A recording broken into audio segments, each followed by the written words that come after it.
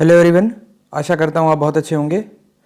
CTET 2022 के लिए हमारे चैनल टारगेट एंट्रेंस एग्ज़ाम पर डेली आपको फ्री लाइव क्लासेस मिल रही हैं, जिसमें प्रीवियस ईयर क्वेश्चंस और आपको सब्जेक्ट वाइज प्रैक्टिस सेट्स करवाए जा रहे हैं।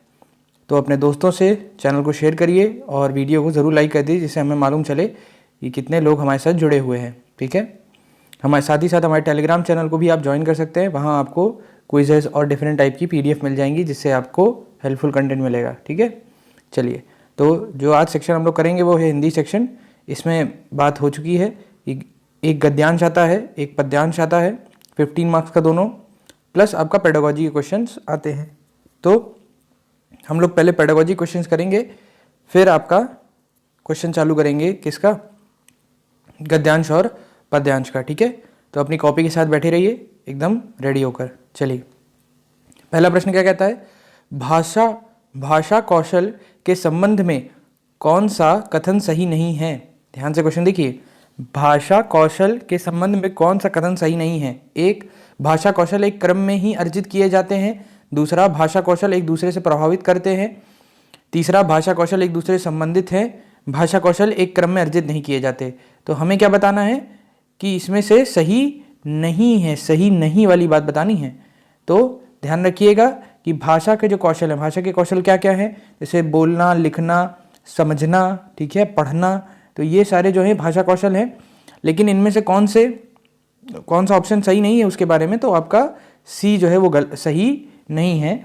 उत्तर क्या हो जाएगा, भाषा कौशल के संबंध में कथन भाषा कौशल एक क्रम में अर्जित नहीं किए जाते सही नहीं है, क्योंकि भाषा कौशल एक क्रम में ही अर्जित किए जाते हैं। ये ध्यान में रखिएगा। चलिए, पहले बच्चा बोलता है, फिर धीरे धीरे समझता है, बोलता है, फिर लिखता है, इस तरह रहता है भाषा का कौशल क्रम। आगे बढ़ते हैं। इस प्रश्न का उत्तर दीजिए, बच्चों के भाषा प्रयोग में होने वाली त्रुटियों के संबंध में कौन सा कथन उचित नहीं है। देखिए, नहीं वाले क्वेश्चन पे ज़्यादा ध्यान दीजिएगा। आधे क्वेश्चन तो नहीं पे आते हैं और हम लोग है पे लगा देते हैं। पहला, त्रुटियों का अर्थ नहीं है शिक्षक में कमी। दूसरा, त्रुटियाँ सीखने की प्रक्रिया का एक पड़ाव है। तीसरा, त्रुटियों का अर्थ है भाषा अज्ञानता। चौथा, त्रुटियाँ बच्चों की मदद का मार्ग तय करती हैं। तो इसमें से हमें जानना है कि त्रुटियों के संबंध में कौन सा कथन उचित नहीं है, उचित नहीं है। तो ध्यान रखिएगा कि अगर भाषा में त्रुटि होती है तो इसका यह अर्थ नहीं कि भाषा में अज्ञानता है। जिसको बहुत भाषा भी आती है वो भी त्रुटि कर सकता है। ठीक है, बाकी सब इसका मतलब होता है कि अगर त्रुटियों का अर्थ नहीं है शिक्षक में कमी, ये बात हो सकती है। त्रुटियां सीखने की प्रक्रिया एक पड़ाव है, ये भी बात सही है। और चौथा, त्रुटियां बच्चों की मदद का मार्ग तय करती हैं, ये भी बात एकदम सही है। कमेंट बॉक्स में अपने उत्तर देती रहिए। वीडियो पसंद आती है तो वीडियो को लाइक भी जरूर कर दीजिएगा। चलिए, इस प्रश्न का उत्तर दीजिए, निम्न में से कौन सा प्रश्न बच्चों की भाषा आकलन की दृष्टि से सर्वाधिक उपयोगी है। पहला, ईदगाह कहानी की मुख्य घटनाएं बताइए। दूसरा, ईदगाह कहानी की मुख्य पात्र का नाम बताइए। तीसरा, ईदगाह कहानी को अपनी भाषा में सुनाइए। चौथा, ईदगाह कहानी में हामिद ने क्या खरीदा। सोच समझकर उत्तर दीजिए। निम्न में से कौन सा प्रश्न बच्चों के भाषा आकलन की दृष्टि से सर्वाधिक उपयोगी है, बताइए। ईदगाह की कहानी होती है जो पहली से 5वीं कक्षा में पढ़ाई जाती है। उसमें सबसे उपयोगी प्रश्न क्या हो सकता है बच्चों के लिए, तो हो सकता है आपका तीसरा, ईदगाह कहानी को अपनी भाषा में सुनाइए। यह क्या है, सर्वाधिक उपयोगी प्रश्न होगा। ईदगाह कहानी को अपनी भाषा में सुनाइए प्रश्न बच्चों के भाषा आकलन की दृष्टि से सर्वाधिक उपयोगी है, क्योंकि इस प्रश्न के माध्यम से बच्चों के द्वारा प्रयोग की जाने वाली भाषा का आकलन किया जा सकता है। चलिए आगे बढ़ते हैं। इस प्रश्न का उत्तर दीजिए, बच्चों में भाषा सीखने की क्षमता एक, जन्मजात होती है। दूसरा, अर्जित की जाती है। तीसरा, अनुकरणीय होती है। चौथा, बिल्कुल भी नहीं होती है। तो क्या उत्तर आप लगाना चाहेंगे। ध्यान रखिएगा कि बच्चों में जो भाषा है, भाषा सीखने की क्षमता है, वो जन्मजात होती है, जन्म से ही होती है। ठीक, चलिए आगे बढ़ते हैं। 110वें प्रश्न का उत्तर दीजिए कमेंट बॉक्स में, जल्दी जल्दी उत्तर दीजिए। बच्चों की भाषा सीखने में सर्वाधिक महत्वपूर्ण है। एक, सुंदर लिखना। दूसरा, मानक वर्तनी। तीसरा, शुद्ध उच्चारण। चौथा, बातचीत करना। फिर से ध्यान से पढ़िए, बच्चों के भाषा सीखने में सर्वाधिक महत्वपूर्ण क्या है, सुंदर लिखना, मानक वर्तनी, शुद्ध उच्चारण, बातचीत करना। तो एकदम सरल है, बच्चे को अगर भाषा सीखनी है तो उसको क्या करना पड़ेगा, बातचीत करनी पड़ेगी। अगर वो नहीं करेगा तो ठीक है, सुंदर लेखन तो नहीं जरूरी है किसी भी हद तक। ठीक है, सबसे ध्यान रखिएगा, सीटेट में हमेशा पूछते सर्वाधिक, क्योंकि मानक वर्तनी भी जरूरी है, शुद्ध उच्चारण भी जरूरी है, लेकिन भाषा बातचीत करना सबसे ज़्यादा जरूरी है। चलिए आगे बढ़ते हैं। इस प्रश्न का उत्तर दीजिए। प्राथमिक स्तर पर भाषा सीखने सिखाने का अर्थ है, एक अलंकारिक भाषा का प्रयोग, दूसरा वर्णमाला सीखना, तीसरा भाषा का प्रभावी प्रयोग, चौथा साहित्य की रचना। तो साहित्य की रचना अगर आप एक से 5वीं वाले बच्चे से कराएंगे तो फिर तो भाई आप बहुत महान हैं, ठीक है। और वर्णमाला तो बच्चा सीख ही लेता है, लेकिन हमें क्या करना है, उसको भाषा का प्रभावी प्रयोग सिखाना है कि वो प्रयोग कैसे करे। अलंकारिक तो 6ठी से 8वीं में हम करना सिखाएंगे उनको, ठीक है। तो प्राथमिक स्तर पर भाषा सीखने सिखाने का अर्थ है भाषा का प्रयोग प्रभावी रूप से करना, क्योंकि भाषा भावों को अभियुक्त करने का एक माध्यम है। चलिए आगे बढ़ते हैं इससे। बच्चे सामाजिक अंतःक्रिया से भाषा सीखते हैं। सामाजिक अंतःक्रिया से भाषा सीखते हैं, देखिए यह प्रश्न बार बार रिपीट हो रहा है। मतलब जितनी क्लासेस अगर आप रेगुलरली क्लास ले रहे होंगे तो आपको भी लग रहा होगा, आप बाद में देखते हैं या अभी जो चल रही है क्लास इसको देख रहे हैं, ये क्वेश्चन बार बार आ चुका है। तो इसको अगर आप नहीं करेंगे तो फिर तो क्या ही बात है। तो बच्चे सामाजिक अंतःक्रिया से भाषा सीखते हैं, यह विचार है। सामाजिक अंतःक्रिया मतलब अपनी सोसाइटी से सीखते हैं, तो ये किसका विचार है? पावलोव, वाइगोस्की, जिन पियाजे या स्किनर? तो उत्तर एकदम सरल है इसका। क्या उत्तर होगा? वाइगोस्की के द्वारा बच्चे सामाजिक अंतःक्रिया से भाषा सीखते हैं, या विचार वाइगोस्की का है। चलिए आगे बढ़ते हैं। प्राथमिक स्तर के बच्चों में भाषा विकास की दृष्टि से सर्वाधिक महत्वपूर्ण है, एक पत्रिका, दूसरा पाठ्य पुस्तक, तीसरा समाचार पत्र, चौथा बाल साहित्य। यह भी प्रश्न एक बार रिपीट हुआ है, तो इसका प्रश्न का उत्तर दीजिए। प्राथमिक स्तर पर बच्चों में भाषा विकास की दृष्टि से सर्वाधिक महत्वपूर्ण क्या होगा? आपका बाल साहित्य सबसे ज़्यादा महत्वपूर्ण होगा। प्राथमिक स्तर पर बच्चों में भाषा विकास की दृष्टि से बाल साहित्य सर्वाधिक महत्वपूर्ण है। बाल साहित्य में मनोरंजन एवं शिक्षाप्रद कहानियां, नाटक आदि की सामग्रियां होती हैं जो बच्चों के भाषा विकास में अत्यंत महत्वपूर्ण भूमिका निभाती हैं। चलिए आगे बढ़ते हैं। भाषा सीखने और भाषा अर्जित करने में मुख्य अंतर का आधार बताइए। यह प्रश्न भी रिपीट हो रहा है, ठीक है। प्रश्न रिपीट आएंगे, इसका अर्थ है कि वहाँ भी आएंगे, अब की वाले में भी आएंगे, लेकिन तभी आप कर पाएंगे जब सही से पढ़ेंगे। भाषा सीखने और भाषा अर्जित करने में मुख्य अंतर का आधार है, एक साक्षरता, दूसरा पाठ्य सामग्री, तीसरा भाषा परिवेश, चौथा भाषा आकलन। उत्तर मुझे बताइए। तो सबसे ज़्यादा अंतर क्या होता है इसमें? आपका भाषा एक मिनट जी, ध्यान से देखिए, भाषा परिवेश, ठीक है। भाषा सीखने और भाषा अर्जित करने में मुख्य अंतर है भाषा का परिवेश। अगर आपकी परिवेश में आपको क्या होती है, आपकी बोली जाती है, तो आप भाषा अर्जित कर लेंगे, नहीं तो आपको भाषा सीखनी पड़ेगी। अब जैसे जर्मन की भाषा मुझे सीखनी पड़ेगी, लेकिन हिंदी मुझे अर्जित हो गई है, ठीक है। चलिए आगे बढ़ते हैं। प्राथमिक स्तर पर बच्चों की भाषा के आकलन में आप सर्वाधिक महत्व किसे देंगे? पोर्टफोलियो, लिखित परीक्षा, जांच सूची, प्रश्नावली। बताइए, प्राथमिक स्तर पर 1 से 5वीं कक्षा में क्या सबसे ज़्यादा महत्वपूर्ण है? तो पोर्टफोलियो पर आप सबसे ज़्यादा महत्व देंगे। क्यों? हम प्राथमिक स्तर पर बच्चों की भाषा के आकलन पोर्टफोलियो को सर्वाधिक महत्व देते हैं, क्योंकि पोर्टफोलियो में बच्चों की हर प्रकार की प्रगति का पूर्ण लेखा जोखा उपलब्ध होता है, जो बच्चों के क्रमिक विकास की जानकारी देता है या बच्चों के आकलन का सबसे आसान उपाय है। ठीक, आगे बढ़ते हैं। चलिए, हाँ, बढ़ने की प्रक्रिया में सर्वाधिक महत्वपूर्ण है, एक प्रवाह, दूसरा अक्षर ज्ञान, तीसरा अर्थ, चौथा गति। बताइए उत्तर। पढ़ने की प्रक्रिया में सर्वाधिक महत्वपूर्ण है, एक प्रवाह, दूसरा अक्षर ज्ञान, तीसरा अर्थ, चौथा गति। पढ़ने के लिए सबसे ज़्यादा जरूरी क्या है? आपको किसका ज्ञान होना चाहिए? आपको बताइए। ठीक है, सबसे ज़्यादा क्या जरूरी है? अर्थ होना चाहिए। अगर आपको अर्थ नहीं मालूम होगा, पढ़ने की प्रक्रिया में सर्वाधिक महत्वपूर्ण अर्थ है, क्योंकि अर्थ से ही शब्दों का ज्ञान होता है और शब्द से वाक्य का। अतः पढ़ने के लिए अर्थ की जानकारी होना अत्यंत आवश्यक है। ठीक है, चलिए आगे बढ़ते हैं।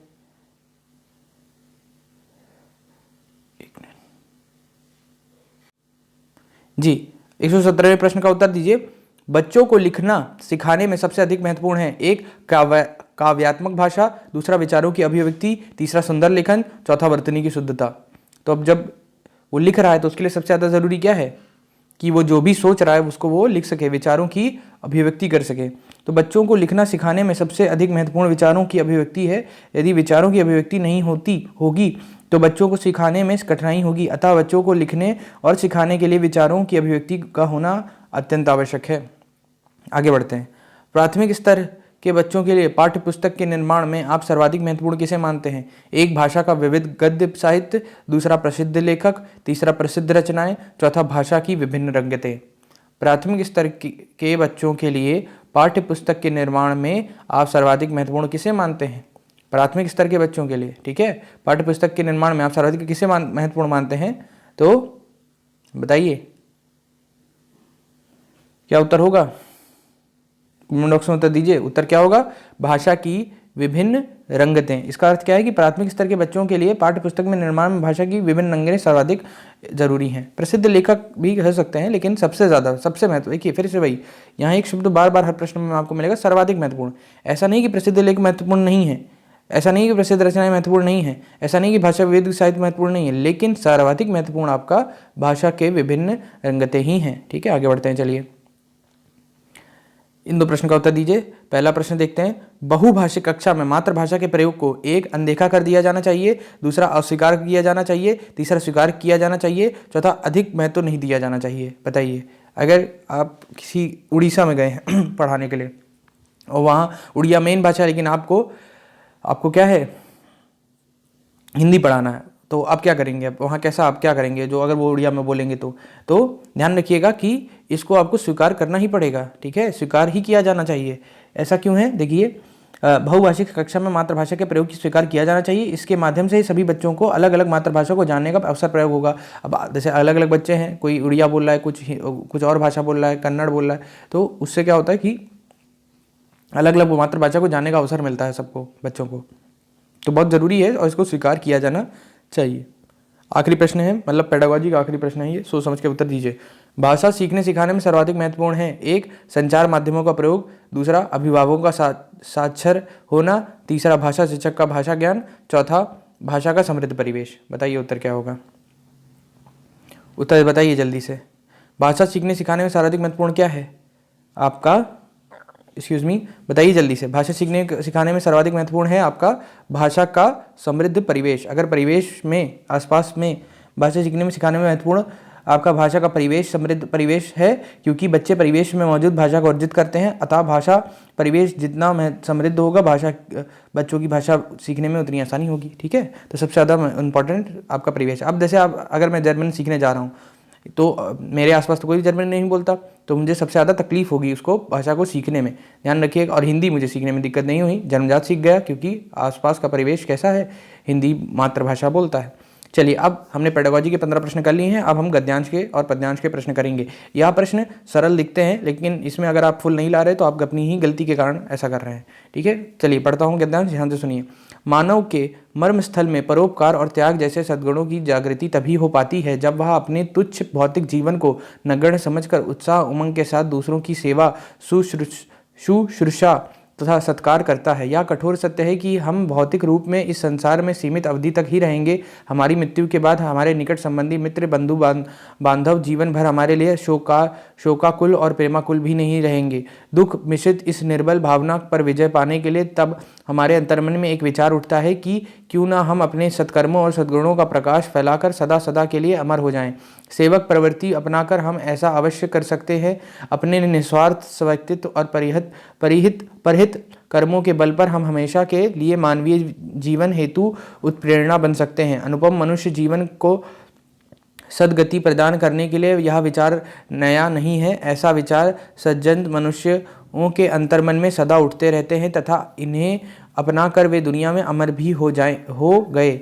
इस धरा पर स्थायी रूप में नहीं रहने पर भी ऐसे पर हितकारी कालांतर तक पूजे जाते हैं रहेंगे। अमूल्य मनुष्य जीवन की सर्वश्रेष्ठ शिक्षा यही है। यही सीख कर मनुष्य का जीवन आनंदमय और समृद्धशाली हो सकता है। यदि इस प्रकार मानव जीवन उन्नत होता है तो यह संपूर्ण संसार सार्वगिक विस्तार ग्रहण कर लेगा। किसी भी मानव को आध्यात्मिकता का जो अंतिम ज्ञान मिलेगा वह भी यही शिक्षा देगा कि धर्म कर्म का उद्देश्य सत्कर्मों और सद्गुणों की ज्योति फैलाना ही है।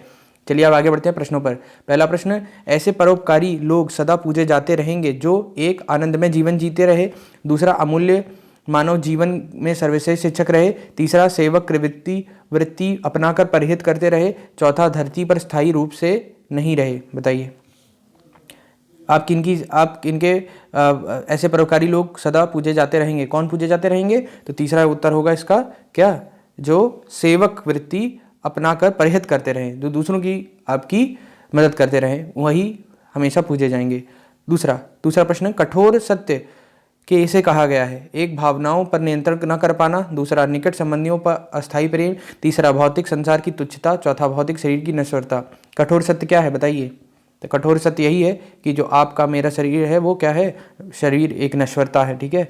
इसका मतलब है कि अतः गद्यांश में कहा गया है कि यह कठोर सत्य है कि हम भौतिक रूप से इस संसार में सीमित अवधि के लिए, कुछ देर के लिए ही है। अतः कठोर सत्य भौतिक शरीर की नश्वरता को कहा गया है। आगे बढ़ते हैं। तीसरा प्रश्न, निर्बल भावनाओं पर विजय पाने के लिए क्या किए जाने की आवश्यकता बताई गई है? एक, विजय पाने के लिए योजना बनाना। दूसरा, ऐसी भावनाओं को मन में ना आने देना। तीसरा, अच्छे कर्मों से नाम अमर कर लेना। चौथा, सदा सदा के लिए अमर हो जाना। निर्मल भावनाओं पर विजय पाने के लिए क्या किए जाने की आवश्यकता बताई गई है? अगर आपको निर्मल भावनाओं पर विजय पानी है, निर्बल मतलब जो आपको कमज़ोर बनाती हैं, उन पे अगर आपको विजय पाना है तो आपको क्या करना है? तीसरा करना है, अच्छे कर्मों से नाम अमर कर लेना है, ठीक है। अच्छे कर्म करिए और नाम अमर हो जाएगा। चलिए, चौथा क्या है? हमारा जीवन सदा प्रेरणा बन सकता है यदि हम एक, सेवक प्रवृत्ति का प्रचार प्रसार करें। दूसरा, परहित और परोपकार करें। तीसरा, निस्वार्थ भाव से परोपकार करें। चौथा, पर सेवा के लिए सबको प्रेरित करें। बताइए क्या होगा? हमारा जीवन सदा प्रेरणा बन सकता है, क्या करें हम? हमें सिर्फ यही करना है कि हम निस्वार्थ होकर भाव से परोपकार करें। देखिए दूसरा भी इसी तरह है लेकिन वहाँ निस्वार्थ नहीं लिखा है, तो बहुत ही माइन्यूट सा डिफरेंस था, ध्यान से पढ़ा करिए, सुना भी करिए। पांचवा प्रश्न, धर्म के आचरण का उद्देश्य है? एक, अच्छे कर्मों और गुणों का प्रकाश फैलाना। दूसरा, कर्मों पर आस्था रखना। तीसरा, अपने कर्म धर्म का प्रचार प्रसार करना। चौथा, आध्यात्मिकता की शिक्षा प्रदान करना। धर्म के आचरण का उद्देश्य है, बताइए धर्म के आचरण का उद्देश्य क्या है? धर्म के आचरण का उद्देश्य तो अच्छे कर्मों और गुणों का प्रकाश फैलाना, दूसरों को अच्छे कर्मों और प्रकाश गुणों को बताना फैलाना, यही काम है, ठीक है। अब ये थोड़ा प्रश्न बड़ा है, ध्यान से देखिए क्या कहता है प्रश्न। ऐसे विचार सज्जन मनुष्य के का अंतर्मन में खा सदा उठते रहे हैं। गा घा अनुच्छेद में प्रयुक्त उपयुक्त अशुद्ध वाक्य को 4 भागों में बांट दिया गया है। वह भाग पहचानिए जिसमें अशुद्धि है। तो बताइए, जैसे पूरा ऊपर लिखा है, तो पहला क्या लिखा है कि का, ऐसे विचार का सज्जन मनुष्य खा अंतर्मन में गा सदा उठते रहे हैं घा। तो बताइए इसमें अशुद्ध क्या है और क्या अशुद्ध है, ये भी बताइए कमेंट बॉक्स में जल्दी से। तो इसका उत्तर क्या होगा आपका? इसका उत्तर होगा आपका खा, ठीक है। तो ऐसे विचार सज्जन मनुष्यों के अंतर्मन में सदा उठते रहे हैं। इस वाक्य का खा भाग सज्जन मनुष्यों के अशुद्ध हैं, इसके स्थान पर केवल सज्जन शब्द प्रयोग होगा, ठीक है। तो ऐसे विचार सज्जन मनुष्य अंतर्मन में, सज्जन अंतर्मन में सदा उठते रहे, ठीक है, ध्यान रखिएगा। तो यहाँ क्या अशुद्ध है? खा अशुद्ध है। आगे बढ़ते हैं। शेष शब्दों से भिन्न शब्द पहचानिए, ठीक है। तो सत्यवादी, सद्गुण, सदगति, सत्कर्म, इसमें सबसे भिन्न कौन सा शब्द है बताइए? उत्तर क्या होगा इसका? इसका उत्तर होगा आपका ए, सत्यवादी। कैसे? सत्यवादी शब्द शेष शब्दों से भिन्न है, इसका अर्थ है सत्य बोलने वाला, जबकि अन्य 3 शब्द सद्गुण अच्छे गुण, सदगति अच्छे गति तथा सत्कर्म अच्छे कर्म व्याकरण की दृष्टि से समान है, ठीक है। चलिए आगे बढ़ते हैं। इस प्रश्न का उत्तर दीजिए। निस्वार्थ शब्द का, अब आ रहा होगा, हाँ, निस्वार्थ शब्द का विपरीतार्थी शब्द है, बताइए। एक, परोपकारी, दूसरा निस्वार्थी, तीसरा स्वार्थी, चौथा प्रार्थी। बताइए निस्वार्थ, अगर मैं निस्वार्थ कोई काम कर रहा हूँ, सेल्फलेस वर्क कर रहा हूँ, तो उसका क्या हो जाएगा? सीधी बात है, तो बहुत सरल उत्तर होगा स्वार्थी, ठीक है, सेल्फिश। इस प्रश्न का उत्तर दीजिए। आखिरी प्रश्न गद्यांश का। गद्यांश में प्रयुक्त आध्यात्मिकता शब्द किन उपसर्ग प्रत्ययों से बना है? आध्यात्मिकता, जो ये शब्द है आध्यात्मिकता, इसमें कौन सा उपसर्ग है? प्रत्यय, उपसर्ग आगे लगता है, प्रत्यय पीछे लगता है। तो बताइए, पहला आ ई कता, दूसरा अधि इक ता, तीसरा अधि ई ता, चौथा आध्य का ता। बताइए 99 प्रश्न का उत्तर दीजिए। तो उत्तर क्या होगा इसका? दूसरा होगा अधि इक ता। गद्यांश में प्रयुक्त आध्यात्मिकता शब्द अधि धन आत्म धन इक धनता से मिलकर बना है। इसमें अधि उपसर्ग, आत्म मूल शब्द, इक तथा ता प्रत्यय का प्रयोग हुआ है, ये ध्यान रखिएगा, ठीक है। चलिए, तो हमारा गद्यांश पूरा हुआ। अब पद्यांश पे आते हैं या काव्यांश पे आते हैं, ठीक है। चलिए इसको ध्यान से देखिए। विविध प्रांत है अपनी अपनी भाषा के अभिमानी हम, पर हम इन सबसे पहले दुनिया वालों हिंदुस्तानी हम। रहन सहन में खान पान में भिन्न भले ही हों कितने, इस मिट्टी को देते आए मिलजुल कर कुर्बानी हम। सदियों से कुचले लाखों तूफान हमने पद तल से आज झुके कुछ टकरा कर तो कल लगते फिर जागे से। अंडमान से कश्मीर भले ही दूर दिखाई दे कितना, पर हर प्रांत जुड़ा है अपना अगणित कोमल धागों से। जिस ओर बढ़ाए पग हमने हो गई उधर भू नव मंगल। आज़ाद वतन के बशिंदे हर चरण हमारा है बादल। तो अब यह एक काव्यांश हमने पढ़ा, एक बार आप देख सकते हैं, आराम से पॉज कर सकते हैं। अब इस पे प्रश्न होने जा रहा है, ठीक है। पहला प्रश्न, पैर शब्द का समानार्थी नहीं है चरण, नव, पग, पद। थोड़ा सा इसको बड़ा कर देता हूं जी, बताइए। पैर शब्द का समानार्थी नहीं है, क्या शब्द नहीं समानार्थी नहीं है? आपका दूसरा नव समानार्थी नहीं है, ठीक है। आगे बढ़ते हैं, चलिए। कविता के विविधताओं के बीच भी हम एक हैं, क्योंकि सबसे पहले एक स्वतंत्र है, दूसरा स्वाभिमानी है, तीसरा भारतीय है, चौथा वीर बहादुर है। तो देखिए वहाँ हिंदुस्तानी प्रयोग हुआ है, हिंदुस्तानी को हम क्या और कह सकते हैं? भारतीय कह सकते हैं, ठीक है। ये भी प्रश्न सरल था, सरल ही रहेंगे लेकिन जल्दी करना है आपको। समास की दृष्टि से शेष भिन्न पद हैं, मिलना जुलना एक, दूसरा अपनी दूसरा, तीसरा रहन सहन, चौथा खान पान। तो इसमें भिन्न शब्द के अंश हैं, तो क्या है? अपनी, ठीक है। समास की दृष्टि से अपनी शब्द शेष से भिन्न है, मिलना जुलना, रहन सहन, खान पान में द्वंद्व समास है, अतः ये तीनों विकल्प एक समान है। आगे बढ़ते हैं, चलिए। सदियों से कुचले लाखों तूफान हमने पद तल से। पंक्ति में तूफान का भाव है, एक लड़ाइयाँ, दूसरा आंधियाँ, तीसरा कठिनाइयाँ, चौथा आक्रमण।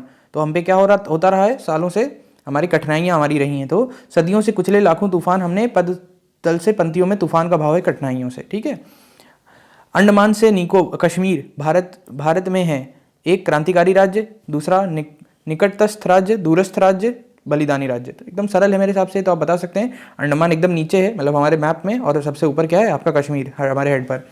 तो क्या हो जाएगा? अंडमान से निकोबार दूरस्थ राज्य हैं। आखिरी प्रश्न है पद्यांश का या काव्यांश का, इसको उत्तर दीजिए। अभी तक वीडियो लाइक नहीं की तो वो भी कर दीजिएगा। हम भारतीय जिधर भी अपने कदम बढ़ाते हैं वहाँ एक शुभ कार्य होते हैं, दूसरा क्रांति हो जाती है, तीसरा शांति हो जाती है, चौथा देश स्वतंत्र हो जाते हैं। बताइए उत्तर क्या होगा?